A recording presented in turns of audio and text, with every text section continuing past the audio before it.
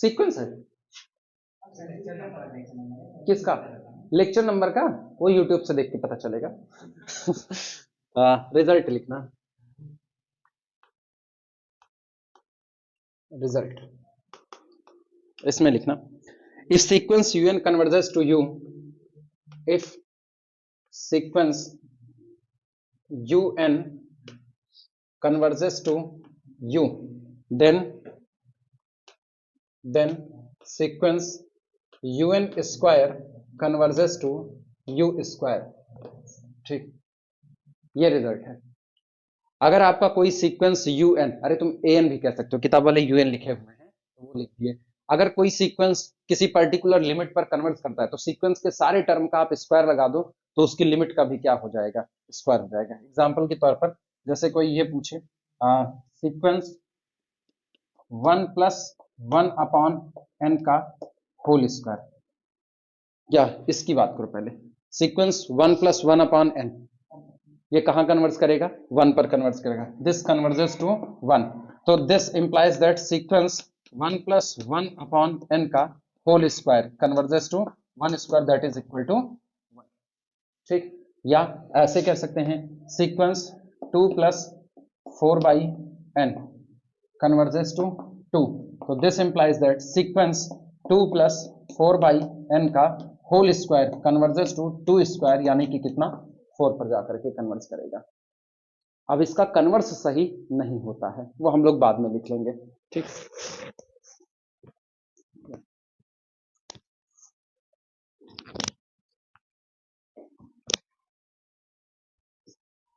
Proof नहीं दे रहे हैं, याद रखना रिजल्ट कि दें, नहीं दे रहे हैं ना, हाँ लिखना, but converse need not be true.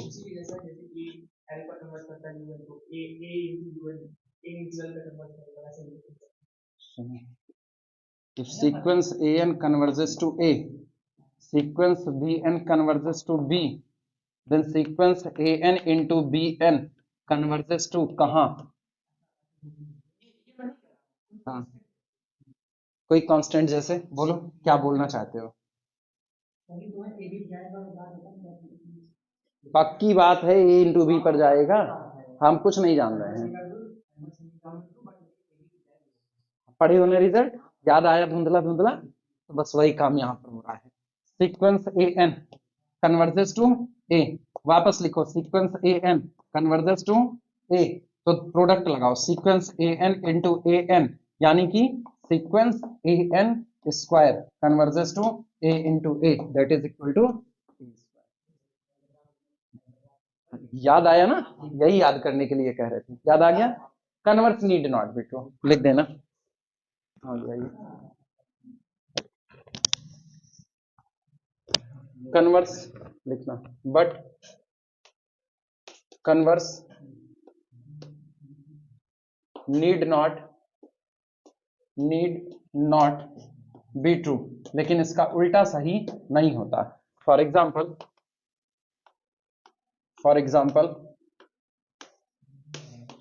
बोलो, सबसे फेमस एग्जाम्पल जानते हो, sequence A N square is equal to sequence -1 to the power n का होल स्क्वायर। समझ पाए मैंने ए एन क्या चुना? ए एन चुना -1 टू द पावर n। अब तय बात है -1 to the power n oscillating sequence से कन्वर्ट नहीं करता है। ठीक, -1 to the power that is equal to -1 to the power 2n, यानी एक कांस्टेंट सीक्वेंस 1। ठीक, ये कन्वर्ट है किस पर? 1 पर। But sequence A N is oscillatory, but sequence A N is oscillatory, लेकिन ये सीक्वेंस ऑक्सिलेटरी है, नोट कर लो।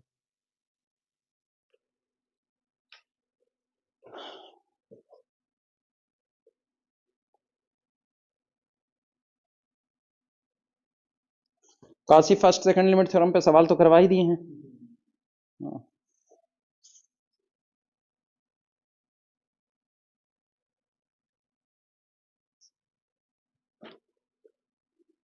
ये वाली प्रॉब्लम करवाए हैं कि नहीं करवाए हैं, चेक करना।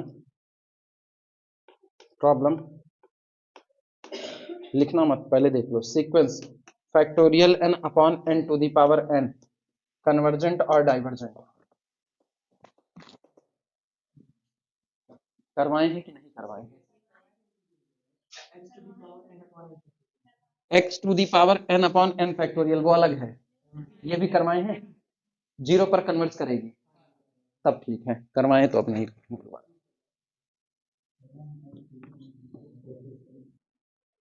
मिटा जाए इसको।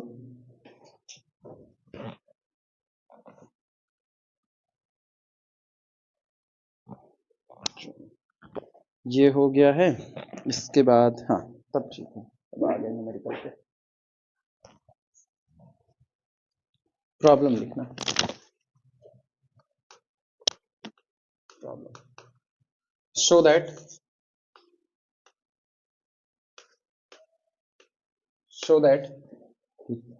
पहला limit n approaches to infinity, limit n approaches to infinity 1 upon n square plus 1 upon n plus 1 whole square plus up to so on plus 1 upon 2n square is equal to 0 नहीं करवाए हैं। कुछ कुछ ऐसे वाले ही करवाए होंगे लेकिन ये नहीं करवाए हैं। मतलब जिस सीक्वेंस का nth टर्म है वो सीक्वेंस कहां पर कन्वर्ट किया होगा, 0 पर कन्वर्ट किया होगा। सॉल्यूशन स्टार्ट करना, सॉल्यूशन सुनो, लास्ट वाले टर्म को पकड़ो और इसको समझने की कोशिश करो। जैसे अगर हम इस पूरे को an मान लें, अगर हम इस पूरे को कितना मान लें, an मान लें, तो गौर पर हम 1 बाई 1 एक एक बात लिखते जा रहे हैं और बताना क्या सही है या गलत है। जैसे मैंने यहां पर लिखा 1 अपॉन n स्क्वायर, तो 1 upon n square is confirmly greater than 1 upon 2n का होल स्क्वायर। सही या गलत? सही लिखा। जैसे जैसे आप सीक्वेंस में आगे बढ़ते जाओ, सॉरी जैसे जैसे आप यहाँ टर्म में आगे बढ़ते जा रहे हो चीजें और छोटी होती जा रही है। भाई जब आप न्यूमरेटर डिनोमिनेटर में डिनोमिनेटर को बढ़ाते जाओगे, न्यूमरेटर आपने फिक्स किया हुआ है, तो चीजें छोटी होंगी या बढ़ेंगी?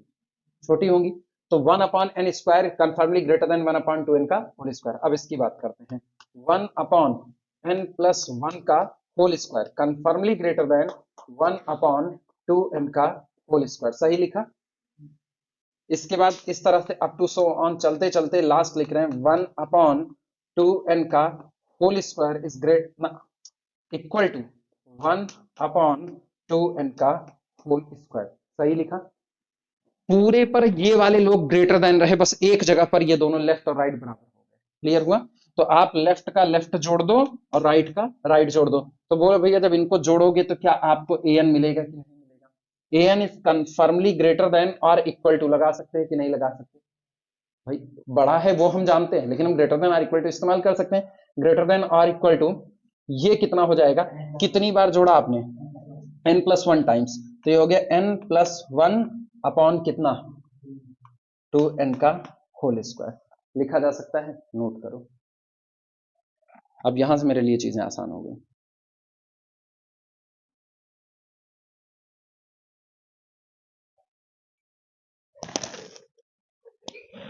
और अगर इस लास्ट वाले को देखो, लास्ट वाले को, तो हम इसको फिर कर सकते हैं, this quantity is confirmly greater then n upon 4n square. सही या गलत? ऊपर वाला एक 1 हटा दिया तो ये वाला टुकड़ा बड़ा है और वो वाला टुकड़ा छोटा है, ये n से ये कैंसिल आउट होगा, this is equal to 1 upon 4। किसके लिए? For all n belong to natural number set n।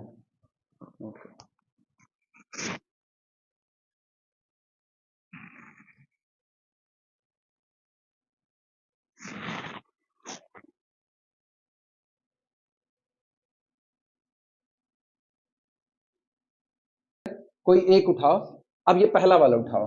सुनो, जब आपको an को बड़ा रखना होगा, लास्ट वाला उठा, अब an को छोटा रखना है तो ये पहला वाला उठेगा। और फिर हम बारी बारी लिख रहे हैं, देखना इधर लिख रहे हैं, आल्सो 1 अपॉन, लिखा दो चीजें लिख रहे हैं, 1 upon n square is equal to 1 upon n square. सही है। अब इधर हम लिख रहे हैं 1 अपॉन n प्लस 1 का होल स्क्वायर, और इधर लिख रहे हैं 1 अपॉन n स्क्वायर। कौन बड़ा कौन छोटा? कौन वाला बड़ा? ये वाला छोटा। और वो वाला बड़ा, ऐसा पक्की बात ना। हाँ तो इतने कंफ्यूजन से कह देखते हो।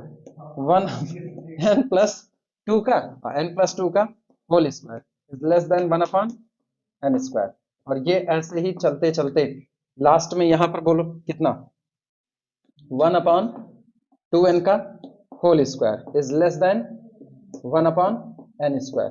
लेफ्ट का लेफ्ट जोड़ो, राइट का राइट, ये कौन बना, ये कौन बना, ए एन। तो A N is less than किससे, N plus one, less than और equal to N plus one upon कितना, एन स्क्वायर। और N plus one upon N square is less than कितना, एन अपॉन एन स्क्वायर। पक्की बात, सोच लो।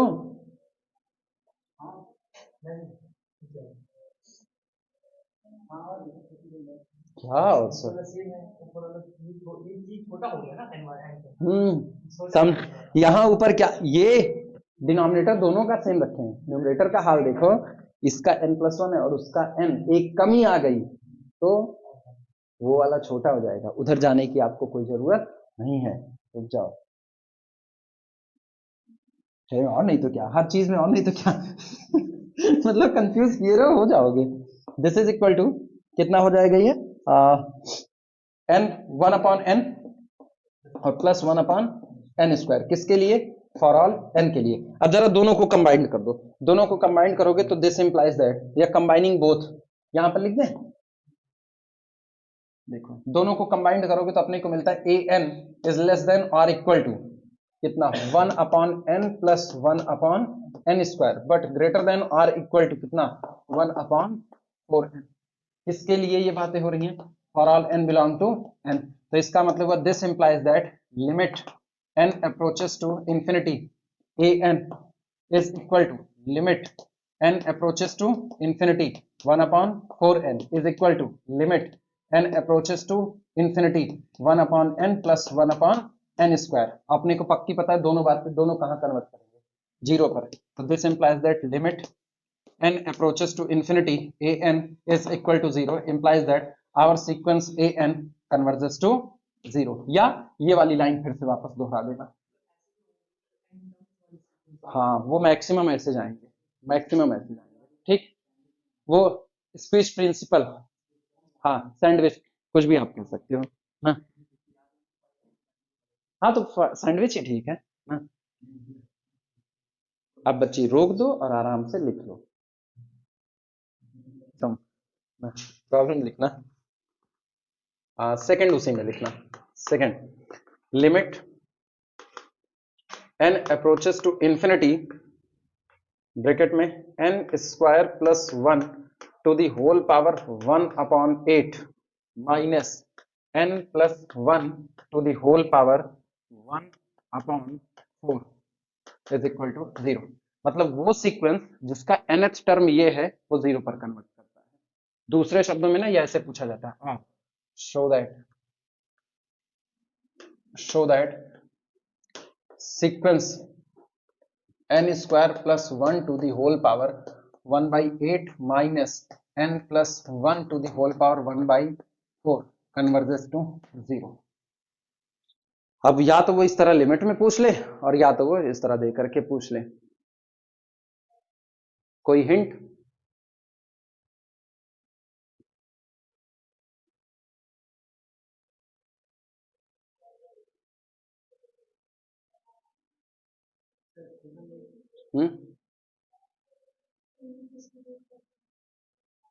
Limit distribute करके infinity minus infinity बन गया बच्ची, क्या n इज इक्वल टू कितना, देन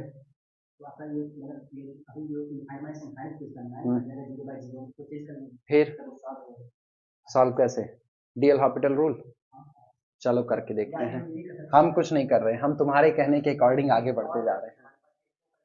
क्या रेशनलाइज, सेकंड पे रखते रेशनलाइजेशन, क्या पक्का तुरंत हो जाएगा, सोच ले, पक्का जवाब चाहते हैं कि दे दो, अच्छी बात है। चलो पहले वो वाला बताओ, करते जा रहे हैं, थोड़ी देर लिखना मत ना, थोड़ी देर लिखना मत, 2 मिनट रोक लो बच्ची, 2 मिनट रोक दो। हाँ फर्स्ट किया जाए ना। अब वही अप्लाई करो जो जान रहे हो। Limit n approaches to infinity, n square plus 1 to the whole power 1 upon 8 minus n plus 1 to the whole power 1 upon 4 is equal to limit n approaches to infinity, और इसको अलग कर लो, n square plus 1 to the whole power 1 upon 8 minus limit n approaches to infinity और n plus 1 to the whole power 1 upon 4। ये वो तो अलग अलग करके करें या इसी में करते चले जाएं? इसी में करते चले जाएं। तो this is equal to limit n approaches to infinity, common करें n स्क्वायर कॉमन किया तो ये बाहर आएगा n square to the power 1 upon 8। Bracket के अंदर में कितना बनेगा? ब्रैकेट के अंदर में यहां पर बनेगा 1 plus 1 upon n square to the whole power 1 upon 8 minus limit n approaches to infinity, common कर लो n को तो n to the power 1 upon 4 बाहर आया, ब्रैकेट के अंदर में कितना 1 plus 1 upon n to the whole power 1 upon 4। ठीक, this is equal to limit n approaches to infinity n to the power 1 upon 4। बोलो क्या लिखें इसको? 1 plus 1 upon 8 into 1 upon n square, पक्की बात?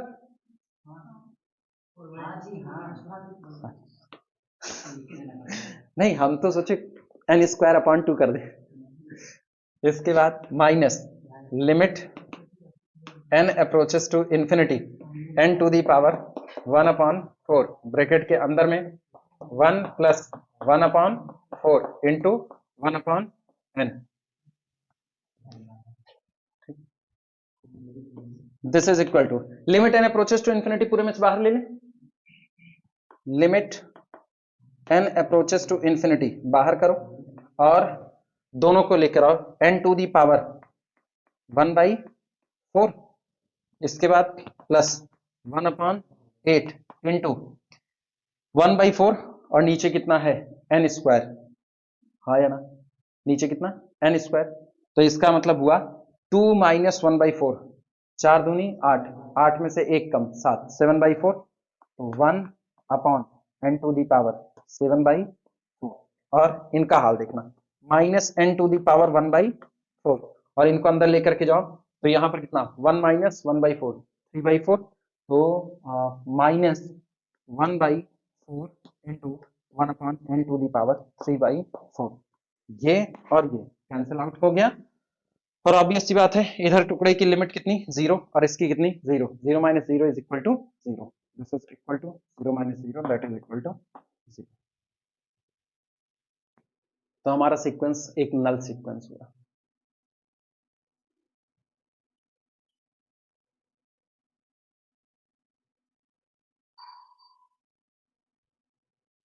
Problem limit n approaches to infinity 1 upon under root n square plus 1 plus 1 upon under root n square plus 2 plus so on plus 1 upon under root n square plus n is equal to 1। Side by side दोनों तैयार कर लो उसी तरीके से, एक सबसे last वाला और एक सबसे पहला वाला, यही दोनों पे टारगेट करना है, एक ये और एक ये, इन्हीं दोनों पे टारगेट करना और हमेशा शुरुआत पहले से ही करेंगे। सॉल्यूशन देखना, सॉल्यूशन सबसे पहले लास्ट वाले को टारगेट करते हैं तो 1 upon n square plus n under root. ठीक, ये जो क्वांटिटी है ये क्वांटिटी कंफर्मली लेस देन होगी पहली वाली quantity 1 upon under root n square plus, सही है गलत? किसका डिनोमिनेटर बड़ा है? लेफ्ट साइड का, तो जिसका डिनोमिनेटर बड़ा है वो खुद छोटा होगा। इसके बाद 1 upon under root n square plus n is confirmly less than 1 upon under root n square plus 2, सही बात? और ये अप टू सो ऑन चलते चलते so on 1 upon under root n square plus n is equal to 1 upon under root n square plus n। अब भैया left का left जोड़ दो और राइट का राइट जोड़ दो और बताओ क्या होगा। ये सारी बात होल्ड हो रही है for all n belong to natural number set n के लिए। इनका जोड़ क्या बैठेगा बताओगे कोई? 1 2 3 n तक गए हैं तो n upon under root n square plus n is confirmly less than और इक्वल टू कह सकते हैं। और ये पूरा जोड़ कौन है? an मान लेते पूरा an है। क्लियर हुआ? ठीक, तो किसके लिए है ये बात? For all n belong to natural number set n। इसको और सिंप्लीफाई करना चाहो और सिंप्लीफाई कर लो। क्या यहां से n स्क्वायर को कॉमन कर लें? n स्क्वायर कॉमन कर लें, n स्क्वायर कॉमन कर लें, n से n कैंसिल आउट हो जाएगा। 1 upon under root 1 plus 1 upon n, ठीक, लेस देन और equal to an for all n belong to natural number set n। अब यहीं पर दूसरी तरफ अलग वाला लिख दे रहे हैं। अब पहला पॉइंट लो, 1 upon under root n square plus 1 is equal to 1 upon under root n square plus 1, ठीक। 1 upon under root n square plus 2 is less than 1 upon under root n square plus 1 up to so on, चलते चलते 1 upon under root n square plus n is less than 1 upon under root n square plus 1। Left का left जोड़ दो, right का right, तो ये कौन हो गया? an लेस देन और इक्वल टू ये कौन हुआ? n upon under root n square plus 1 लिख सकते हैं।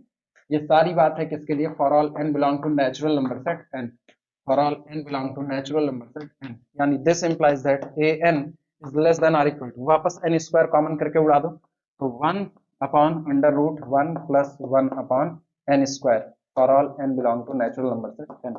सोचो अपने को क्या मिला, इनको और इनको कंबाइंड कर दो तो अपने को मिलता है an इज लेस देन और equal to 1 upon under root 1 plus 1 upon n square and greater than और equal to 1 upon under root 1 plus 1 upon n for all n belong to natural number set n। ये बताओ ये वाला कहां convert करेगा? और ये वाला 1 पर, तो बीच वाला भी कहां कन्वर्ट करेगा? 1 पर।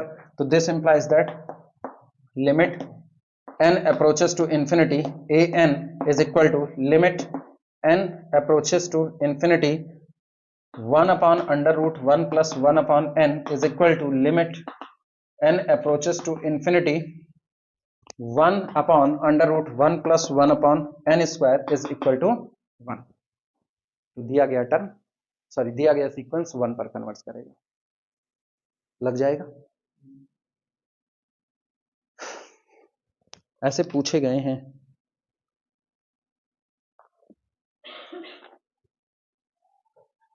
नोट लगाना है।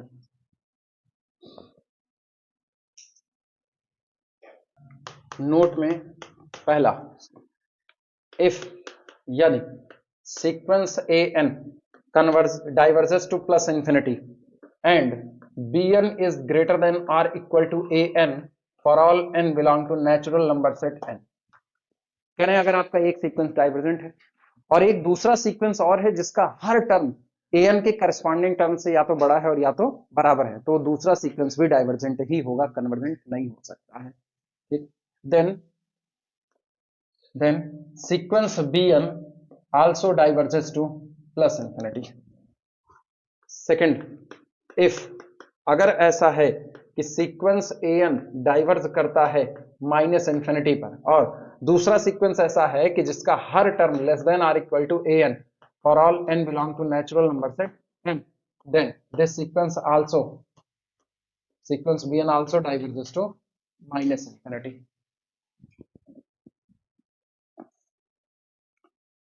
एक सीक्वेंस के जितने भी टर्म हैं करस्पॉन्डेंस में या तो वही टर्म रख दो और या तो उससे बड़े टर्म रख दो, या तो वही टर्म रखो और या तो उससे बड़े टर्म।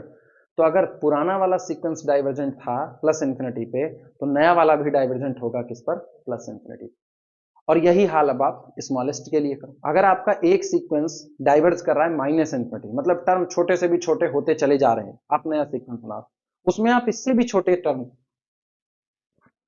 छोटे टर्म लगाओगे तो वो सीक्वेंस भी क्या करेगा? माइनस इंफिनिटी पर ही डाइवर्ज करेगा, कन्वर्ट नहीं कर सकता है। ये एग्जांपल के तौर पर ऐसे, जैसे हम सीक्वेंस ले रहे हैं -1 -2 -3 -4 अप टू सो ऑन, तो ये डाइवर्ट करता है किस पर? माइनस। अब आप एक सीक्वेंस बनाओ, नया सीक्वेंस, ये आपका हो गया sequence A N is equal to, अब सीक्वेंस बी एन बना रहे हैं, तो सीक्वेंस बी एन में आप जो टर्म लगाओ या तो ऊपर वाले ही लगाओ और या तो करस्पॉन्डेंस में उससे भी छोटे टर्म लगाओ। जैसे यहाँ -1 लगा है ना, तो हम यहाँ पर -1 ही लगा देंगे, कोई फर्क नहीं पड़ा। ठीक, बराबर हो गया। दूसरे वाले में आप चाहो तो इससे छोटा टर्म लगाओ, जैसे इससे छोटा टर्म चलो हम लगाते हैं -7। दोनों के बीच में कितने का अंतर रखा मैंने? 6 का अंतर रखा, 6 का अंतर रखा। आप कह रहे हैं अगला वाला जो सीक्वेंस है उसमें इसके करस्पॉन्डिंग या तो यही टर्म लगा दो, या तो यही लगा दो, और या तो इससे भी छोटा लगा दो। इससे भी छोटा लगाओ या यही लगाओगे? हाँ लगाओगे, -30। आप और छोटा लगा दो, अगला सीक्वेंस बना रहे हैं -15 अप टू सो ऑन, तो ये भी डाइवर्ज करेगा किस पर? -∞ पर डाइवर्ज करेगा। क्लियर हुआ?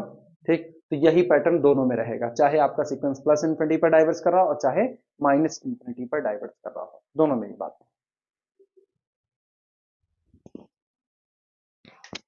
तीसरा लिखना, थर्ड क्या? हाँ, वैसा हो कि हर एक टर्म के बाद उसका रेसिप्रोकल कम कर देगा। मतलब जैसे एक सीक्वेंस हम दे रहे हैं, जैसे बोलो, जैसे एक ले लीजिए 1 ले लिया, एक के बाद 100 ले लीजिए, तो उसके बाद ऐसे ऐसे कम होता चला जाएगा, लेकिन इसके बाद टर्म बढ़ेंगे तो कुछ और सोच रहा है। तुम सोच क्या रहे हो वो बताओ। हम ही सोच रहे थे कि टर्म्स बढ़ते चले जाएंगे, हाँ, ऐसा हो कि वो टर्म्स आगे जाके रुक जाएंगे, उसके बाद कांस्टेंट सीक्वेंस, उसके बाद तो कांस्टेंट सीक्वेंस ऐसा।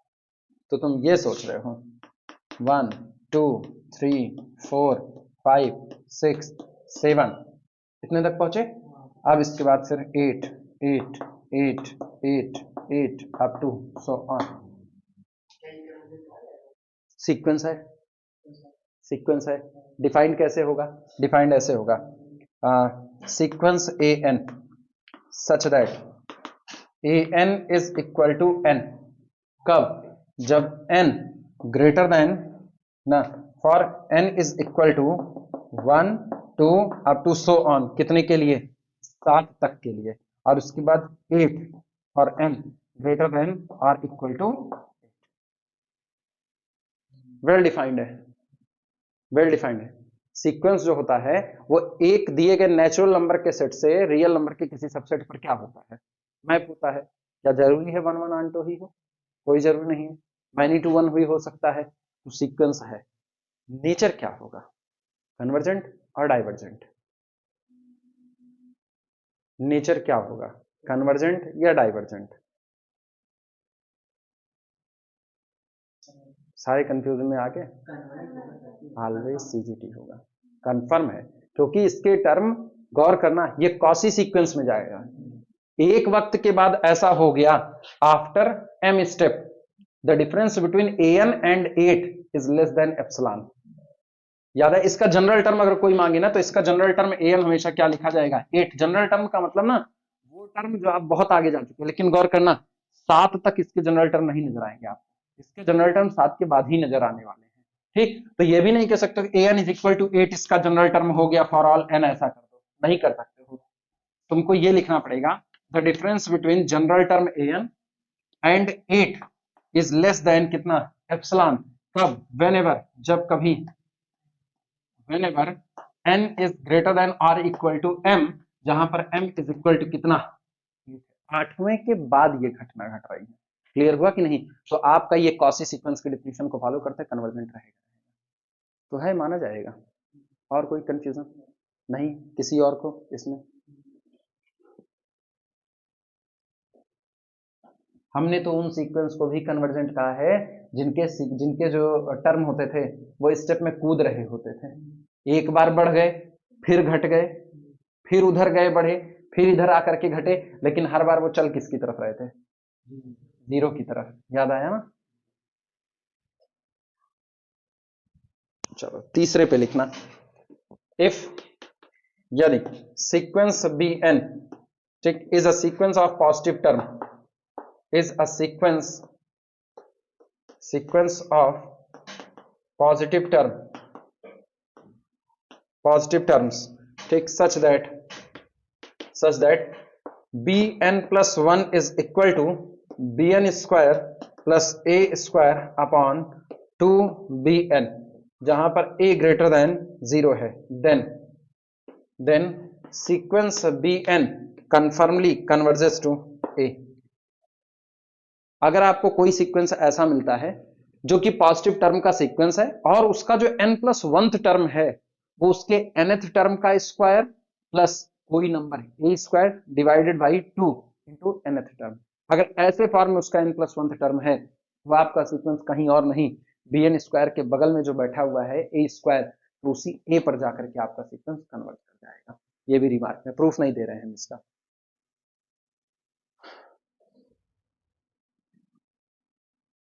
फालतू वाले में प्रूफ नहीं लेने वाले हैं, वो बिना मतलब जाता है टाइम।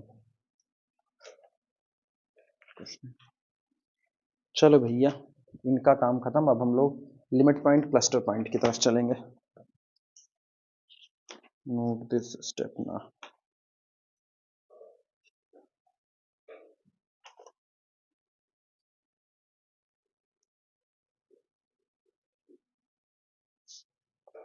क्लस्टर पॉइंट और limit point of a sequence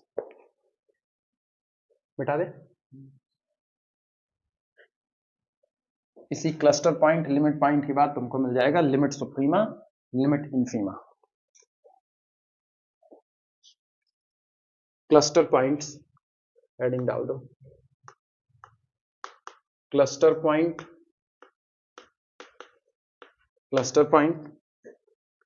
और ब्रैकेट में और अथवा लिमिट पॉइंट्स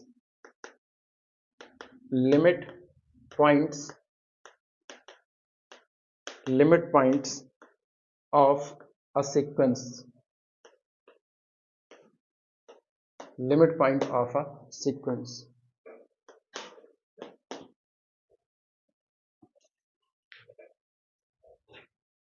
अच्छा, जिसको बीएससी कोई टॉपिक डीपली पढ़ाए रहो ना, उसको वही चीज़ दोबारा पढ़ाने में बोरियत महसूस होती है, क्योंकि आपको पता है आपके पास कोई बहुत ज़्यादा नई लैंग्वेज नहीं है और उसको वो सारी बातें पहले से पता है, तो फिर सवाल ही दिमाग में आते हैं, भैया उठाओ सवाल।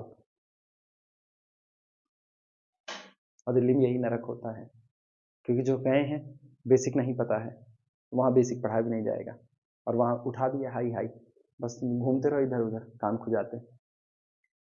क्लस्टर पॉइंट और limit point of a sequence, definition लिख लो फिर समझा रहे हैं। पहले डिफिनेशन निपटा दो इसको।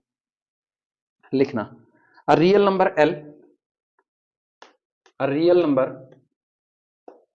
real number small l, ठीक, is said to be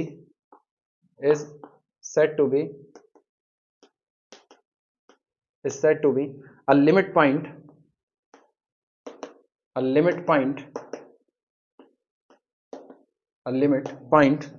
of sequence an if यदि every neighborhood शॉर्ट में NBD लिख देना, every neighborhood of L contains infinitely many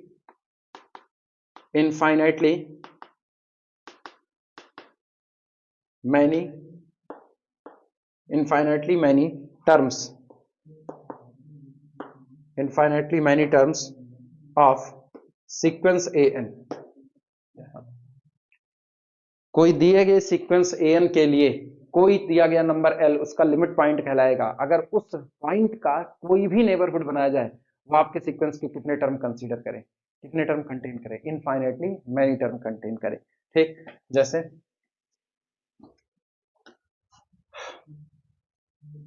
सो और आगे उसी बढ़ा रहे हैं। सो इफ यदि small l is a limit point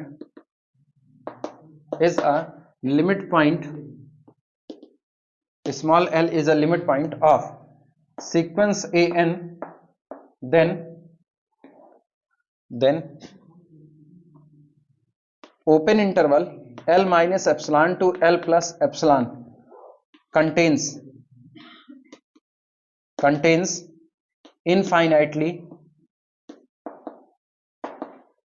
contains infinitely many terms of sequence an whatever या for every epsilon ब्रैकेट में लिखना however small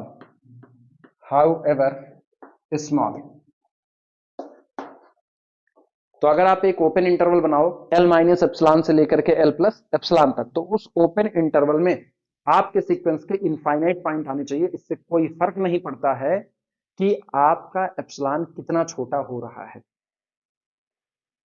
सारे टर्म की बात नहीं किया है, इनफाइनाइटली मैनी टर्म की बात कर रहा है।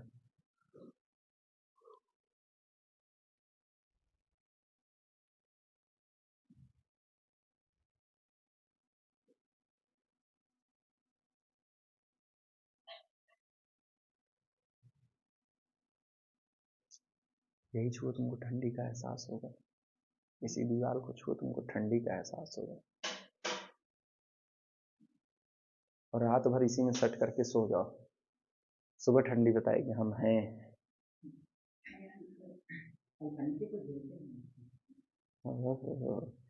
उस दिन हम इनको लेके गए होते तब मजा आती, जिस दिन तब लेके चले होते तो। लेकिन तुम मेरी में परिवर्तित तो हो रहे हो ना धीमे धीमे, कहना क्या चाहते हो गया हो तो बोले।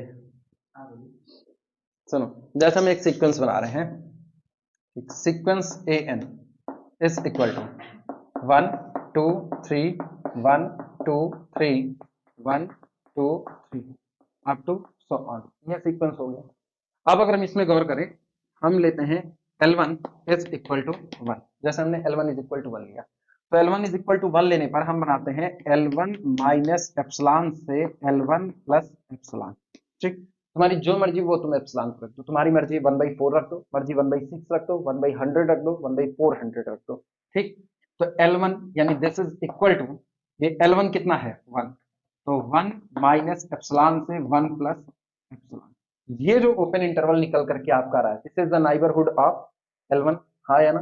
ठीक, is an arbitrary neighbourhood, arbitrary NBD of, दो बार ऑफ लिख दिया, is an arbitrary NBD of L1 is equal to 1। ठीक, एंड गौर करना कौन कौन से टर्म आ रहे हैं, ये कौन सा टर्म है पहला, ये कौन सा है चौथा, ये कौन सा है 7, एंड A1 A4 A7 और अगला A10, पक्का 4 3 7 7 3 10 10 3 13 up to so on, all belong to किसमें 1 माइनस एप्सिलॉन से लेकर के 1 प्लस एप्सिलॉन। कितने टर्म आए, इनफाइनेटली मैनी टर्म, ऐसे लिख देते हैं, इनफाइनेटली मैनी टर्म्स। पूछ सकते हो ना कि A1 A4 A7 A10 A13 यही क्यों लिखे, एक्चुअल में इन सब की वैल्यू कितनी है 1 1 1, तो हम 1 1 1 1 1 1 1 1 लिखते तो वो बड़ा गंदा लगता, तो मैंने ऐसे दिखा दिया कि ये सभी सीक्वेंस के डिफरेंट टर्म है। शुरुआत में जब सीक्वेंस पढ़ा जाता तभी कहा गया था कि सीक्वेंस में टर्म सेम टू सेम होंगे, लेकिन अलग अलग पोजीशन पर बैठे हैं तो भी वो डिफरेंट टर्म कंसीडर किए जाएंगे। तो A1 पर भी 1 है, A4 पर 1 है, A7 पर 1 है, A10 पर 1 है, हर जगह पर 1 ही है, लेकिन इसके बावजूद भी ये डिफरेंट टर्म ही कंसीडर किए जाएंगे। तो आपने टोटल कितने टर्म रखे इसके अंदर में, इनफाइनेटली मैनी रखे, तो 1 आपका क्या बन जाएगा लिमिट पॉइंट, क्योंकि एप्सिलॉन कौन है आर्बिट्री, जितनी छोटा मर्जी का है उतना छोटा ले लें, लेकिन उसके बावजूद भी वहां पर क्या बीच में सेंटर पर 1 रहेगा कि नहीं रहेगा, और वो अलग अलग टर्म के लिए अलग अलग कंसीडर किया जाएगा। क्लियर हुआ। ठीक, this implies that L1 is equal to 1 is a limit point of sequence an।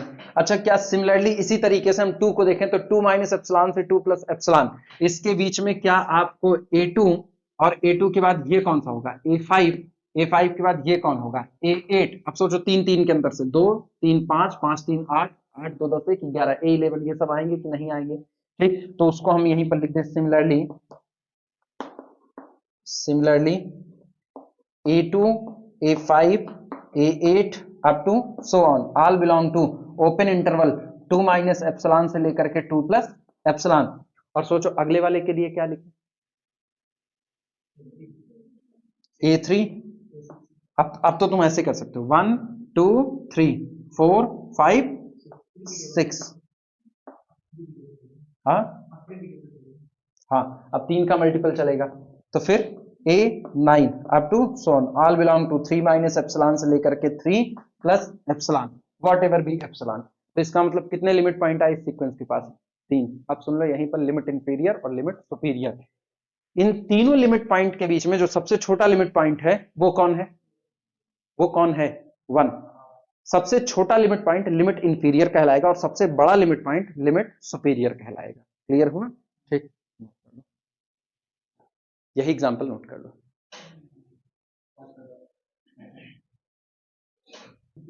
Sequence AN has exactly 3 limit points, 3 limits। अच्छा ऐसे लिखना 3 ज्यादा सही होगा, 3 limit points, 3 limit points, ठीक। नेमली 1, 2 एंड 3। 3 लिमिट पॉइंट आपके निकल करके आए 1 2 और 3। अच्छा अभी डिफिनेशन नहीं लिखा है इसलिए अभी नहीं बता रहे हैं, बस याद करते चलना। लिमिट इंफीरियर मांगेगा तो सबसे छोटा लिमिट पॉइंट, लिमिट सुपीरियर मांगेगा तो सबसे बड़ा लिमिट पॉइंट। और कोई सीक्वेंस कन्वर्जेंट की कैटेगरी में केवल और केवल तब गिरेगा जब लिमिट इंफीरियर और लिमिट सुपीरियर बराबर होगा। जब तक ये घटना नहीं घटेगी तब तक कोई भी सीक्वेंस कन्वर्जेंट नहीं हो सकता। यानी for every convergent sequence limit superior always is equal to limit inferior, वो हमेशा बराबर होंगे। तो ये सीक्वेंस कन्वर्जेंट नहीं है, पक्की बात है, ठीक। ये पहला एग्जांपल था। दूसरा example second, sequence A N, ठीक, वेयर जहां पर an is equal to -1 to the power n for all n belong to natural number set n, ठीक। दैट इज अर्थात सीक्वेंस पहला टर्म कौन होगा, -1 1 -1 1 अप टू सो ऑन, ठीक। Has 2 limits point, 2 limit points, 2 limit points कौन कौन से, -1 and +1, ठीक। एज रीजन every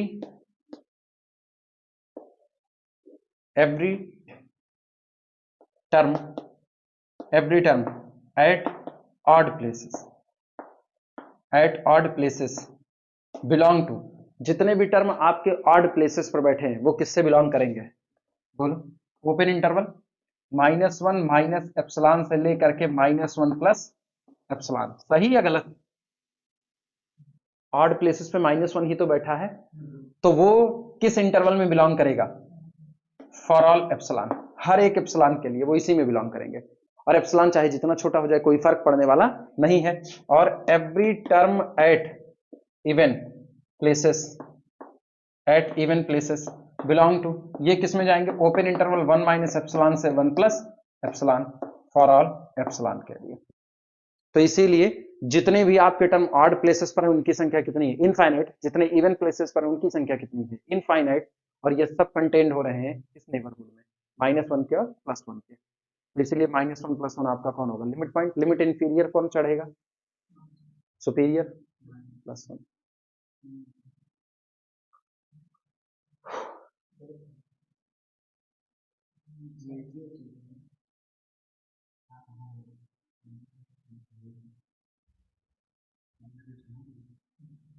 बाधा बज रहा है ना,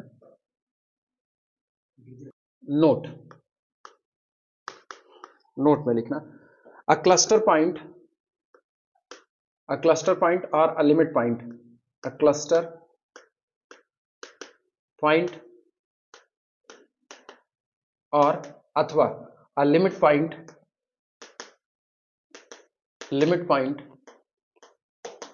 आल्सो नोन एज जाना जाता है, also known as subsequential limit of sequence, सबसीक्वेंशियल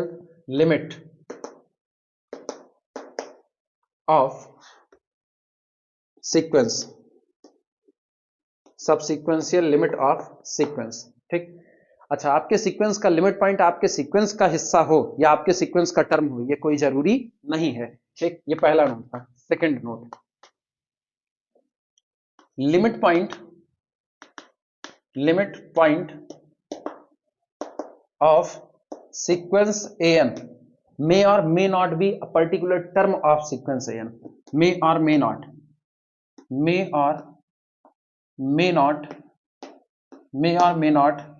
be a term of sequence an। ये आपके सीक्वेंस का टर्म हो भी सकता है और नहीं भी हो सकता है। For example sequence 1 upon n, ठीक, have one limit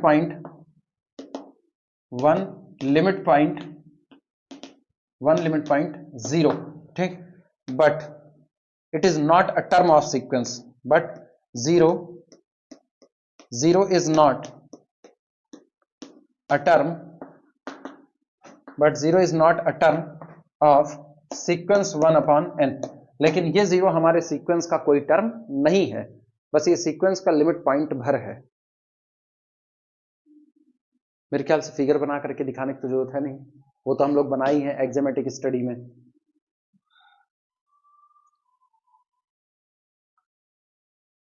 whereas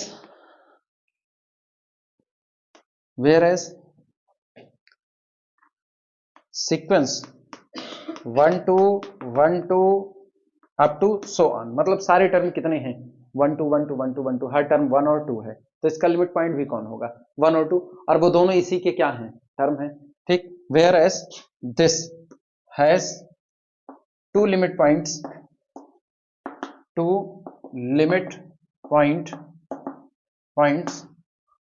1 and 2, ठीक, which are also term of given sequence, बस ये लिखना, सीक्वेंस जो कि सीक्वेंस के टर्म भी हैं। यही चीज याद करो, वहां भी होती थी। लिमिट पॉइंट आपके दिए गए सेट में हो भी सकता था और नहीं भी हो सकता था।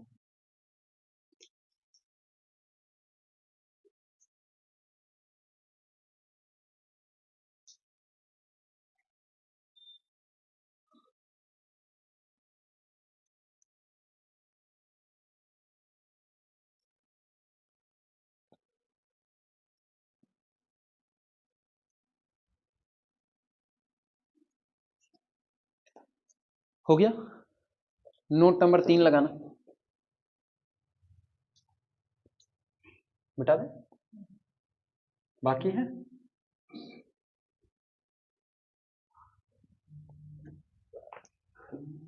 नोट नंबर 3, इफ, यदि, for N epsilon greater than 0 A N belong to L minus epsilon से L plus epsilon open interval for finitely many values,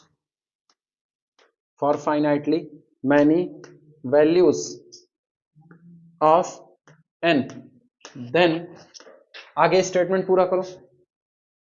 कह रहे हैं अगर एप्सिलॉन ग्रेटर देन 0 के लिए, ठीक, एप्सिलॉन आर्बिट्री स्मॉल क्वांटिटी, जितना छोटा हो सकता है उतना छोटा, सीक्वेंस का टर्म ए एन बिलोंग करता है इस दिए गए एल के नेबरहुड एल माइनस एप्सिलॉन से एल प्लस एप्सिलॉन में for finitely many values of N, then A N, बोलो स्टेटमेंट पूरा करो।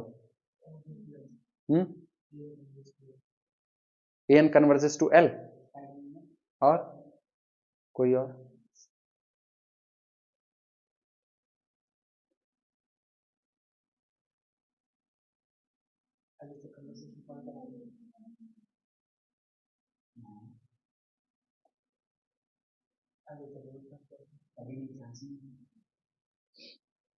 स्टेटमेंट पूरा करो। अच्छा फाइनाइटली मैनी है सारी समझ में आती है और फाइनाइटली मैनी वैल्यूज आते हैं। ये सेंटेंस क्या लिखा गया है? फाइनाइटली मैनी वैल्यूज आर, केवल कुछ फाइनाइट टर्म ही होंगे जो यहां इस इंटरवल में, इस नेबरहुड में आ रहे हैं। ठीक, देन एडहेरेंट का है क्या? हाँ, एडहेरेंट तुम बोल सकते हो अभी की तारीख में ना, कॉन्टैक्ट का पॉइंट, लेकिन यहां अभी एडहेरेंट तो पढ़ नहीं रहे हैं। ठीक, then A N never be, नहीं sorry, then L never B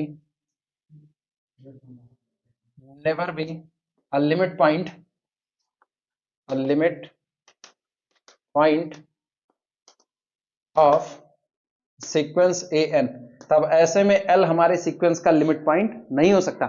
L limit point तभी बनेगा जब उसका सारा नेबरहुड मेरे सीक्वेंस के कितने टर्म कंटेन करे, इनफाइनाइटली मैनी, और आप कितने कर रहे हो? फाइनाइटली मैनी, इसीलिए आप लिमिट पॉइंट नहीं हो सकते हो।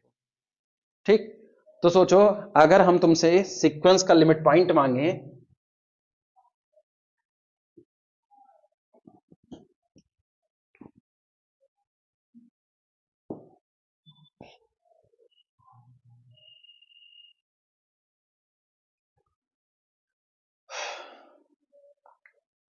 चौथा, किसी कांस्टेंट सीक्वेंस के पास कितने लिमिट पॉइंट होते हैं? केवल एक, उसका टर्म वही खुद। ठीक, एवरी कांस्टेंट सीक्वेंस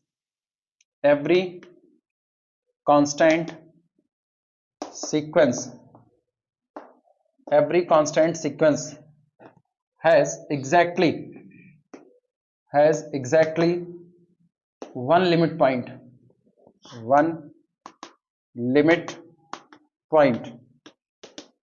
ठीक, दैट इज, अर्थात sequence a, a up to so on, constant sequence है। ठीक, has only one limit point,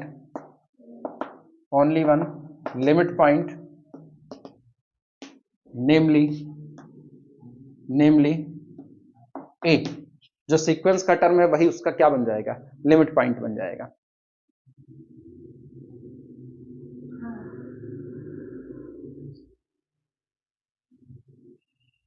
कुछ चीजें ना नोट पे ही लिखवा दे रहे हैं, बाद में चल करके अलग से भी दे देंगे। हाँ, जहां पर रिजल्ट के तौर पर बात करेंगे वहां पर ना वापस लिखा दिया जाएगा। वहां पर कुछ चीजें जैसे ये नहीं लिखाने वाले, ये तो हो गया ना, कांस्टेंट सीक्वेंस के पास एक ही लिमिट पॉइंट होगा, बात ही खत्म हो गई उसके पास। ठीक, अगर कोई सीक्वेंस कन्वर्जेंट है तो भी उसके पास एक ही लिमिट पॉइंट होगा, खुद उसकी लिमिट। हाँ या ना? Every convergent sequence also have exactly one limit point and that is the limit of the sequence. ये हो जाएगा, लिख दें अभी इसी में, लिख दें 5वां नंबर वो भी लिख दो। कौन फालतू का बवाल नहीं। एवरी कन्वर्जेंट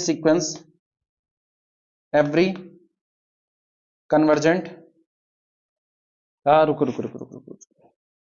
लिख दिए हो? अभी कुछ नहीं लिखे हो ना? If sequence an is convergent, ठीक, and converges to L and converges to L, अगर कोई सीक्वेंस कन्वर्जेंट है और कन्वर्ज करता है किस पर? L पर, then L must be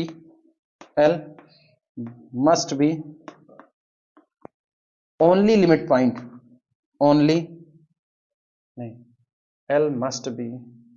L be only limit point of sequence an, L be only limit point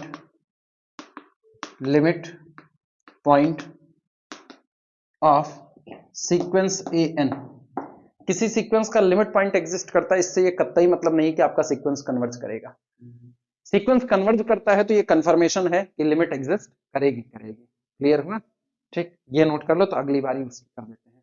अभी सब रिजल्ट ही है, भर दे रहे हैं एक ही साथ, बाद में कुछ और किया जाएगा। तब तक हम चौक खाली कर दें इसकी।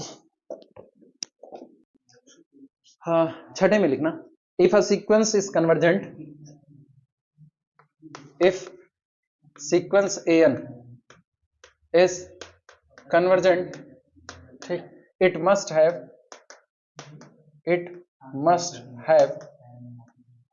limit point, it must have limit point. अगर कोई सीक्वेंस कन्वर्जेंट है तो तय बात है उसके पास लिमिट पॉइंट होगा ही होगा. It must have limit point, वो अपना लिमिट पॉइंट रखेगा. अच्छा, it must have limit point से कतई सेंस ये ना समझना कि ये लिमिट पॉइंट सीक्वेंस का टर्म होगा. टर्म हो भी सकता है और नहीं भी हो सकता है. ठीक, if a sequence N is convergent it must have limit point, but if limit point exists, but if limit point exists for sequence an does not implies sequence an is convergent. तो ये इस बात की गवाही नहीं है कि आपका सीक्वेंस an क्या होगा, कन्वर्जेंट होगा.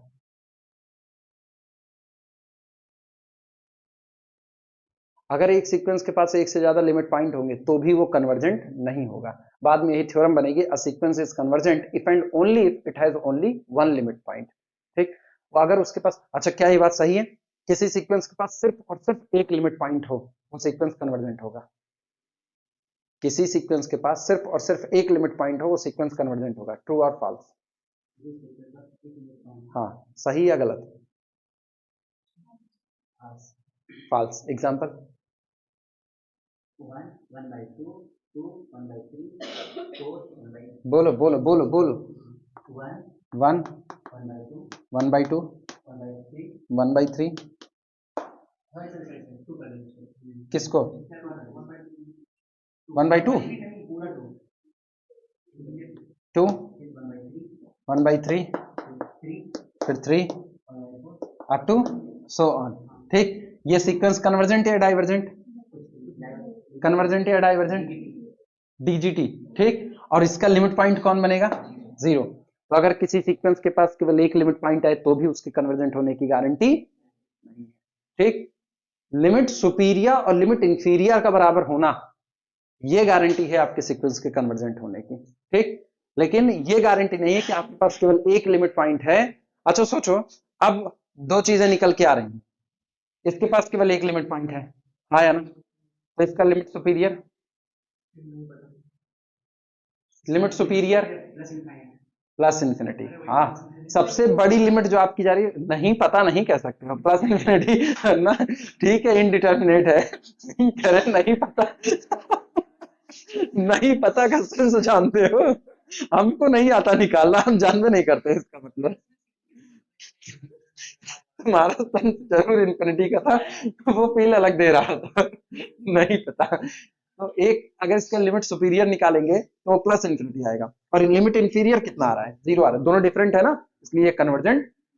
ठीक, अगर किसी सीक्वेंस के पास एक ही लिमिट पॉइंट है तो इसका कतई मतलब नहीं है कि वही उसका लिमिट सुपीरियर वही उसका लिमिट इंफीरियर बन जाएगा. ये कतई मतलब नहीं है. लेकिन अगर किसी सीक्वेंस का लिमिट सुपीरियर और लिमिट इंफीरियर बराबर बराबर है तो उसके पास एक ही लिमिट पॉइंट होगा. वापस सुनना, किसी सीक्वेंस का लिमिट सुपीरियर और लिमिट इंफीरियर आपस में बराबर है, ठीक, तो उसके पास केवल एक लिमिट पॉइंट होगा. क्यों?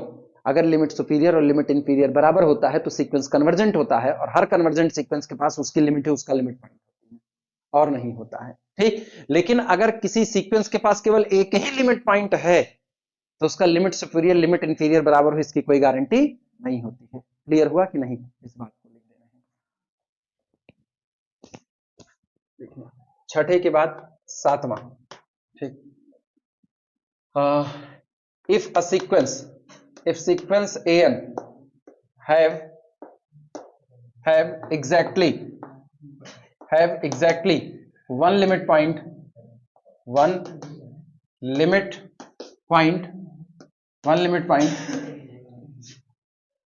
it does not mean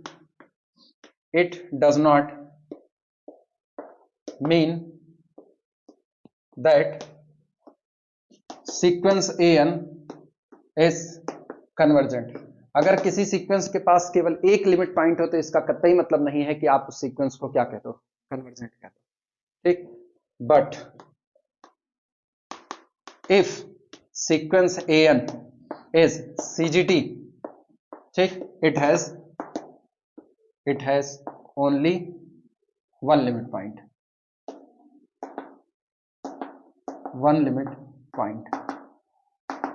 ठीक।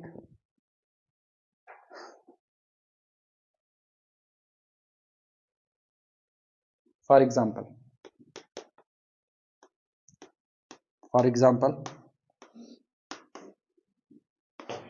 सीक्वेंस यही बना लो जो भी बनाए थे ना, टर्म रखो उसका रेसिप्रोकल, टर्म उसका रेसिप्रोकल, 1 1/2, फिर कितना, सॉरी 1 1/1, 2 1/2, मतलब तुम उसी को दोहरा दिए हो, ठीक, कोई फर्क नहीं पड़ता है। फिर 3 1/3, 4 1/4, अप टू सो ऑन, ये सीक्वेंस लिया, ठीक। Has only one limit point, only one limit point, ठीक, नेमली 0, ठीक। But sequence an is equal, but sequence an is DGT, लेकिन हमारा सीक्वेंस कैसा है, डाइवर्जेंट है, कन्वर्जेंट नहीं है। अच्छा, अगली बात सुनना और सोच करके बताना, लिखते रहो सोचते रहो। किसी सीक्वेंस के पास एक ही लिमिट पॉइंट है, किसी सीक्वेंस के पास एक ही लिमिट पॉइंट है, और वो लिमिट पॉइंट सीक्वेंस का ही टर्म है, कन्वर्जेंट और डाइवर्जेंट, मतलब कन्वर्ज करेगा या नहीं करेगा, बस इतना बताओ। एक सीक्वेंस के पास एक ही लिमिट पॉइंट है और वो भी उसी सीक्वेंस का टर्म है, आपका सीक्वेंस कन्वर्ज करेगा या नहीं करेगा? तुम लोग कंफ्यूज काहे हो जाते हो तुरंत ना? कभी नहीं करेगा ना बोलना, तुम स्टेटमेंट देने में भावनाओं में बह जाते हो। कभी नहीं करेगा नहीं करना, तुम क्या पर्टिकुलर सोच रहे हो, पर्टिकुलर में निगेशन सोचो। एक सीक्वेंस बनाओ, एक सीक्वेंस बनाओ, उसका एक लिमिट पॉइंट सोच लो, जो मर्जी हो, जैसे मैंने एक लिमिट पॉइंट 1 सोच लिया, ठीक, अब 1 लिमिट पॉइंट है, लेकिन मेरे को सीक्वेंस को कन्वर्ज नहीं कराना है, डाइवर्ज कराना है। भरो सीक्वेंस आप अपनी मर्जी से, 1 2 1 3 1 4 1 5 1 6 सो ऑन, कन्वर्ज कर पाएगा? इसका एक सब सीक्वेंस ही डाइवर्जेंट है। क्लियर हुआ कि नहीं? तो अगर सीक्वेंस के पास एक्चुअली क्यों उस रिमार्क की जरूरत क्यों पड़ रही है, वो रिजल्ट क्यों लिखा रहे, क्योंकि यहां मैंने क्या कहा, यहां मैंने कहा कि अगर किसी सीक्वेंस के पास एक लिमिट पॉइंट है तो वो सीक्वेंस कन्वर्ज करे, कोई जरूरी नहीं है। यहां पर मैंने जो लिमिट पॉइंट बनाया 0, वो सीक्वेंस का टर्म नहीं था, तो सवाल ये उठा अगर ये सीक्वेंस का ही टर्म होता तो क्या सीक्वेंस कन्वर्ज कर सकता, तो जवाब है तब भी कोई जरूरी नहीं है, ठीक। अब ये सारे रिजल्ट ना तुमको हर जगह पर लिखे नहीं मिल रहे हैं, ये कुछ रिजल्ट आप सोच करके बनाते हो, लेकिन वो जब आप एक बार आंख के आगे लिख लेते हो तो आपको हरदम याद रहता है, अदरवाइज आपको सोचना पड़ा, और गलतियां यही होती हैं सडनली वाले में ना, गलतियां यही होती है। एक बार देखा हुआ तो ठीक है यार, मेरे पास एग्जाम्पल पड़ा हुआ है, इस बात को लिख लेना। चौथा होगा ये, 8वां, बड़ा लंबा रिमार्क जा रहा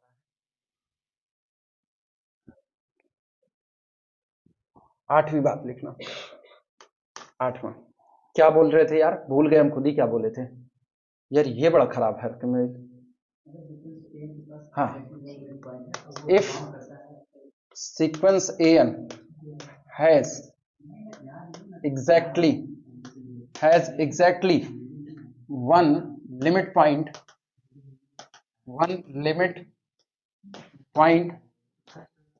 and this limit point is oblique r term of sequence an, ठीक। this does not implies sequence an is CGT, तो इससे कोई जरूरी नहीं है कि आपका सीक्वेंस an कन्वर्ज, सीक्वेंस के पास एक ही लिमिट पॉइंट है और वो खुद सीक्वेंस का मेंबर है, तो सीक्वेंस कन्वर्जेंट होगा, इसकी कोई गारंटी नहीं है। फॉर एग्जाम्पल चलो भैया एग्जाम्पल पे क्या लिया जाए, वही बना लो, take sequence an is equal to, क्या लिमिट पॉइंट बनाए, 1 बनाए 2 बनाए, जो कहो वो बना दे, फिर होना ही तो है, लिमिट पॉइंट क्या बनाए, 2 1 2 2 2 उल्टा बना रहे हैं ना, 2 इसके बाद फिर ऐसा करो ना कि कोई भी एक मल्टीपल भरते जाओ जो लगातार बढ़ रहा हो, कोई भी एक मल्टीपल भरो जो लगातार बढ़ रहा हो, जैसे 3 का भरे 5 का भरे, जिसका को उसका मल्टीपल भरते जाए। 5 का भरे 2 5 2 तो 5 दूनी 10, फिर 2। अब एक वे 5 का मल्टीपल भर रहे हैं तो किस प्लेस पर, ऑड प्लेसेस पर 2 भर रहे हैं और इवन प्लेसेस पर 5n भर रहे हैं। क्लियर हुआ, इवन प्लेसेस पर 5n भर रहे हैं। तो 5 10 इसके बाद फिर 15 फिर 2 और फिर कितना हो जाएगा 20 अप टू 100। ये रहा here sequence an is DGT, ठीक, and having 2 as a limit point, as a limit point। एक ही लिमिट पॉइंट है लेकिन अब उसके बावजूद भी, और वो भी सीक्वेंस का ही टर्म है, लेकिन सीक्वेंस कैसा है, डाइवर्जेंट है। किसका फार्मूले में बांधना चाहेंगे तो ये करना पड़ेगा, ठीक। सीक्वेंस an वेयर, जहां पर an इज इक्वल टू 2, 1 3 और ये कौन सा है 5, n इज इक्वल टू या 2 एट ऑड प्लेसेस, ठीक, एंड मल्टीपल ऑफ 5 या positive multiple of 5, multiple of 5 जब n is equal to even, n even होगा तो पॉजिटिव मल्टीपल ऑफ 5, ठीक। अब अगर तुम और एग्जैक्ट फार्मूला बनाना चाहती हो तो अगर हम 5n तो नहीं बना सकते हैं, 5n नहीं बना सकते हैं, ठीक। तो 5n नहीं बना सकते हैं, ये प्लेस दूसरा है, तो दूसरे प्लेस पर आपको 5 इंटू 1 भरना है, तो 1/2, हाँ n/2। और अगर हम इसको देखें तो ये चौथा है, तो 4/2 2 भरा जाएगा, तो आपको लिखना पड़ेगा 5 इंटू n/2, ये करना पड़ेगा। तो 5 इंटू n/2 करेंगे तब जाकर के बनेगा। तो हम चाहें तो ऐसा लिख दें पॉजिटिव मल्टीपल ऑफ 5 में, फॉर्मूला ये भी माना जाएगा, और चाहे लिखो 5n/2 भर दो आप, तब भी वही माना जाएगा, कोई अंतर नहीं।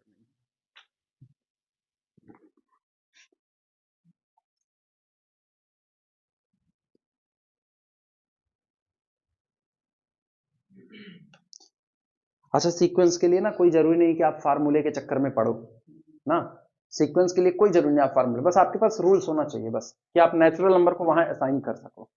हर नेचुरल नंबर के लिए आपको कोई एक नंबर ही तो असाइन कराना है, ये भी जरूरी नहीं है कि ये सारे सीक्वेंस केवल नंबर के बने, क्योंकि हम रियल सीक्वेंस पढ़ रहे हैं इसलिए ऐसा है। हम मैट्रिक्स का भी सीक्वेंस बना सकते हैं, ऑर्डर्ड पेयर का भी बना सकते हैं, बनाओगे बस एमएससी में पढ़ोगे तब बनाओगे। जब एमएससी में पढ़ोगे फंक्शनल एनालिसिस वगैरह ना, तो वहां पर तुम लोग जो सीक्वेंस बना रहे होगे वो सब कुछ अब नंबर्स की दुनिया से परे हो जाएगा। ऑर्डर्ड पेयर का, ट्रिपलेट का, एन टपल का, इसका सीक्वेंस बनाओगे। ये तो यहाँ की जरूरत यही है, तो यहाँ इतने से काम चलाया जा रहा है, हो गया हो तो मिटाया जाए।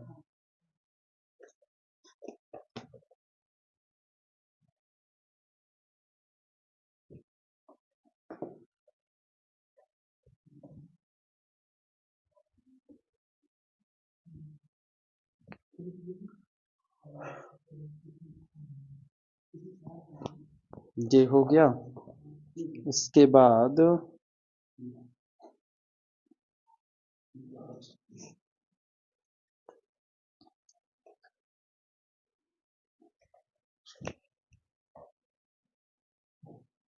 एक और लिख लो, कितने हुए टोटल, 8 हो गए, 9 लिख लेना, 9।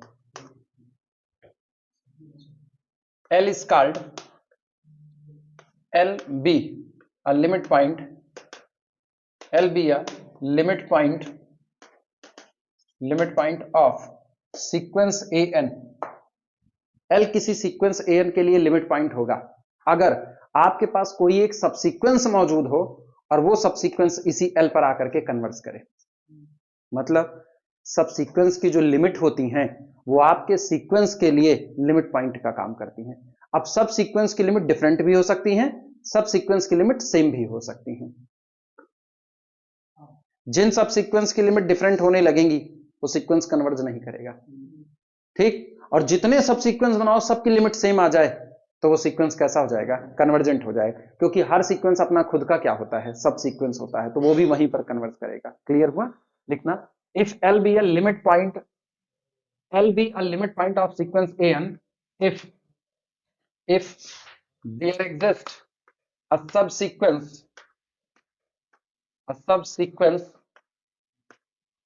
sequence a n k of sequence a n such that this subsequence a n k converges to L। ये रहा, चूंकि नई ऑर्डरिंग कर रहे हैं ना तो ए एन के कर रहे हैं, सब सीक्वेंस के लिए हमने ए एन के कर दिया, ठीक।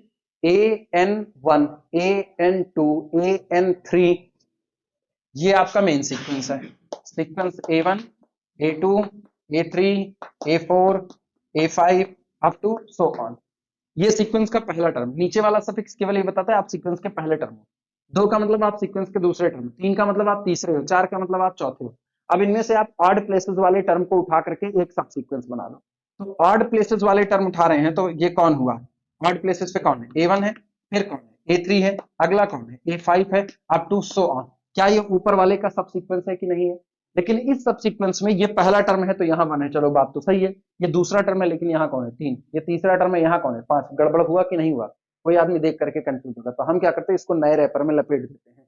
हम कहेंगे ये है तो ए वन ही है, ये ए वन अपनी न्यूमेरिकल वैल्यू पर, लेकिन इसको जाना किस नाम से जाएगा, ए एन वन।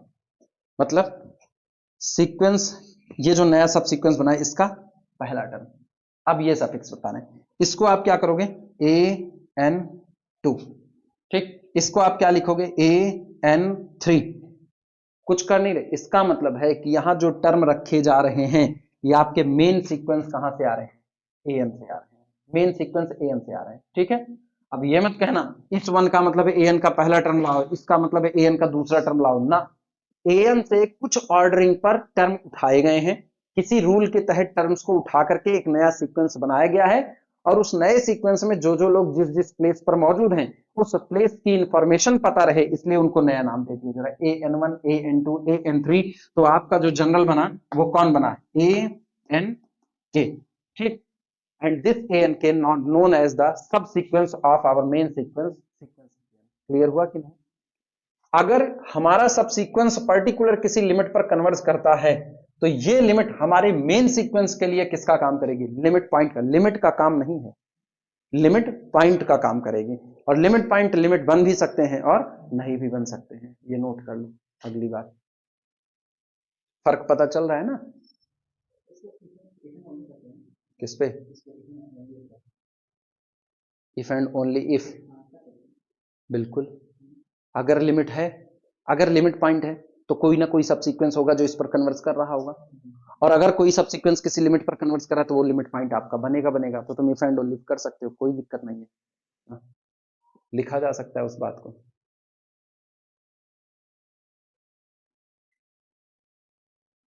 याद रखना सब एक ही साथ रख दे रहे हैं, अलग अलग नहीं ले रहे हैं।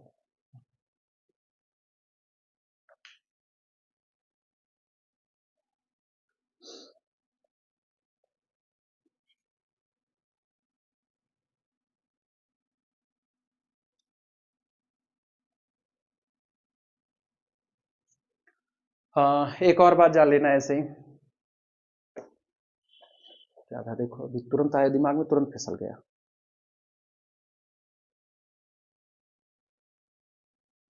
If a sequence has two different limit point, confirmly it is divergent. But if sequence is divergent, does not imply that it has two different limit point. हाँ या ना? अभी अभी एग्जांपल हुआ है, एक ही लिमिट पॉइंट रखा और डाइवर्जेंट था, हाँ या ना? तो if a sequence has two different limit point, confirmly it is divergent. But if a sequence is divergent, does not imply that it has different limit point. It may be possible sequence has no limit point. ये भी हो सकता है sequence के पास कोई limit point ना मौजूद हो। लिख देना इस बात को जी।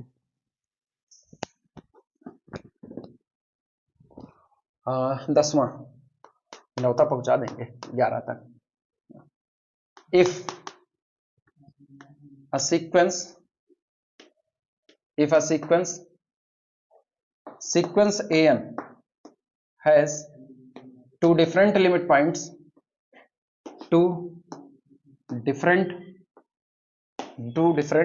limit points, this implies that sequence an is divergent. ठीक, but sequence an is divergent does not implies that sequence an has limit point.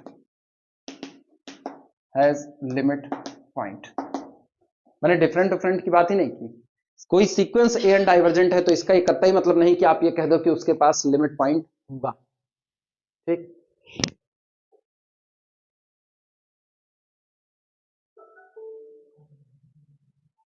वो छुटकी है.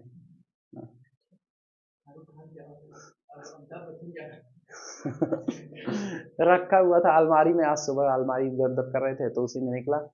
हम सुबह एक बार बजा लिया, वो हमसे छीन ली तो दिन भर वही पॉ लगाई हुई है उसको.